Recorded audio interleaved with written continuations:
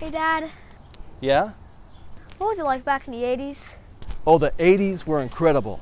Imagine a time when nobody had internet, cell phones and smartphones didn't even exist. If we wanted to listen to music, we'd listen to it on the radio or we'd pop in a cassette. And Pizza Hut actually had good pizza.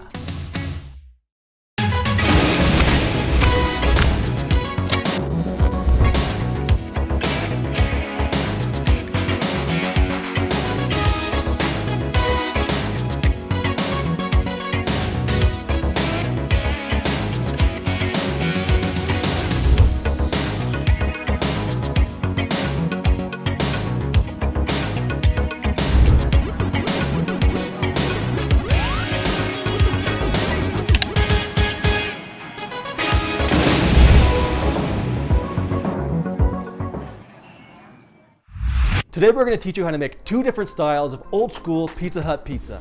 Making the pan pizza dough is super easy and straightforward. We're just going to weigh out our flour into the bowl just like this. And in this case, we're measuring out 376 grams of flour.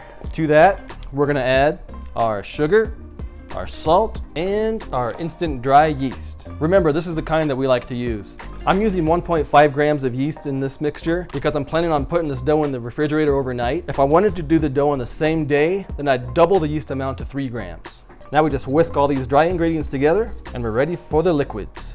All right, now for our wet ingredients, we're gonna put in about 215 grams of water, followed by about 19 grams of vegetable oil. We're gonna use the paddle attachment just for about a minute or two. All right, now we can see that the dough is pretty well cleaned from all the edges, so we can shut it off. And we'll just move all the dough right off the paddle, ball it up into a little ball, and we're gonna cover this with a wet paper towel and let it rest for about 15 minutes. Just like that.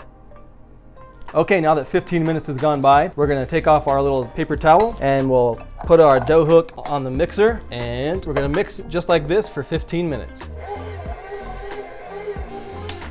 All right, our dough has been mixing now for 15 minutes. You can see it looks a lot smoother now.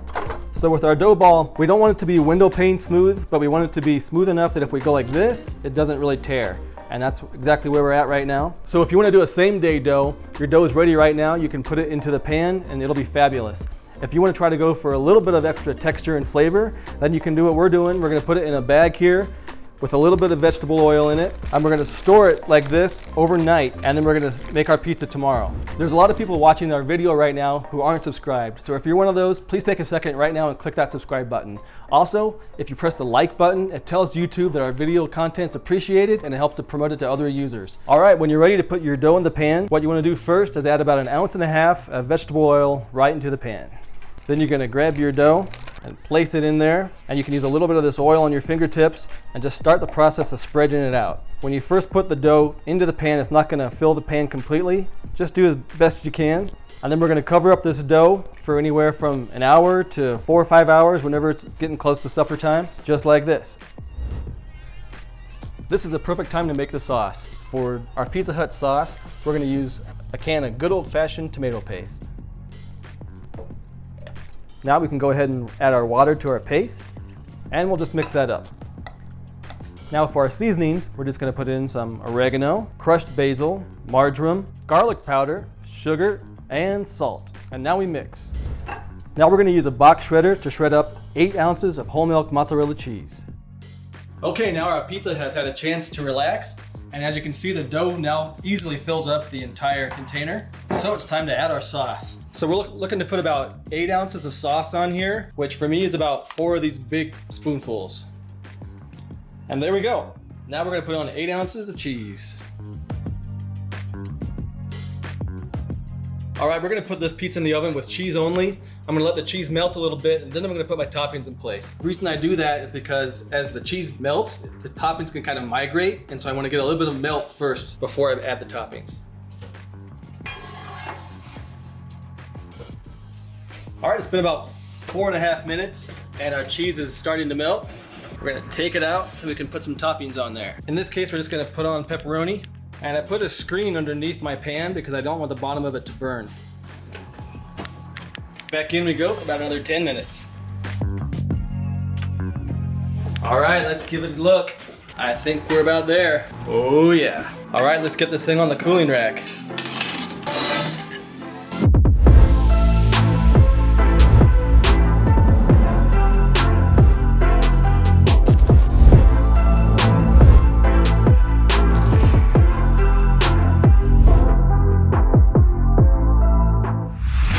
Now for our thin and crispy dough, we're going to use a combination of half all-purpose flour and half bread flour. 444 grams of all-purpose flour combined with 444 grams of bread flour. And now we add our yeast, our salt, and I like to throw in a little pinch of sugar.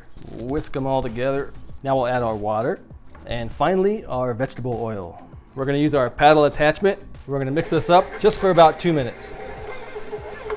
All right, so we can see that none of the dough is sticking to the sides anymore. This is a lot drier dough than the pan pizza recipe, and that's what's going to make it thin and crispy. The exact measurements for all these recipes, remember, are in the video description. So make sure you click on that video description to get the written recipe for both these pizzas. All right, so we don't need to do anything else to this dough. This is actually done. So we're just gonna kind of squish it together, and then we're gonna throw it into our freezer bag. We're gonna put it into the refrigerator for 4 to up to 72 hours. The longer you leave it in the fridge, the better it's gonna come out. All right, so this dough was in the fridge for about 24 hours, and then I had it sit out on the counter for another 3 hours to warm it up, and it should look something like this. So what we're gonna do is we're gonna divide the dough in half because it was enough for 2 pizzas, and then we're gonna roll it out thin. Set that one aside. We wanna use plenty of flour with this. First on your work surface, then on both sides of your dough. Start pressing it out by hand, and then we're gonna switch to our rolling pin, also with plenty of flour on it. All right, now that your dough is nice and thin, we're gonna get ready to transfer it over to this cutter pan. Before we do, we wanna dock the dough with one of these things. If you don't have one, you can just use a fork to poke it. This is gonna prevent bubbles from forming too much in it. Now we're gonna take our cutter pan and slip it underneath, just like that. And then what we wanna do is take our hands and just kinda go all the way around the edges and push out any air bubbles that might be there. All right, now with our dough pinched nicely all the way around the edge, we're gonna take our rolling pin and just roll it right over the edge. And this is why it's called a cutter pan. And just like that, we've got a nice thin and crust dough shell. Now in order to make this pizza thin and crispy, what we're gonna do is we're gonna par cook this crust for about 2.5 minutes at 500 degrees. And that way we can be absolutely certain that it's gonna come out really crispy with the final product. All right, we need to keep an eye on this. As we cook it, sometimes it gets little bubbles in it. So if it does, just get your skewer and just kind of pop any little bubbles that might form. All right, here's a couple more of these little bubbles. I'm gonna pop those things, kind of push them down a little bit. I'm gonna go ahead and get this guy out of here, and we're gonna put them right onto the cooling rack. Pop these bubbles a little bit more, and then we can just kind of push them down like that. Go ahead and move it back to your cutter pan. When we do the bake, we're gonna leave it in the pan for half the time and put it right onto our stone or steel for the other half. The nice thing about this recipe is if you're having a party, you can make about 6 or 7 of these in advance, and then you can crank out your pizzas really fast and not spend all your time making dough. We're gonna do about 4 spoonfuls of sauce. We like it a lot. And this is the same sauce that we use for the pan pizzas. Now on goes the cheese. This is about 8 ounces. And finally, the pepperoni.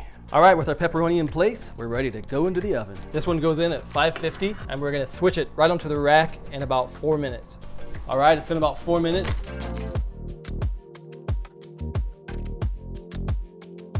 And here we have our nice little thin and crispy vintage Pizza Hut pizza. Nice crisp to it. Let's take a look at the bottom of that. It's just like we like it. It stands up nicely, and when you eat it, it'll have that perfect crunch.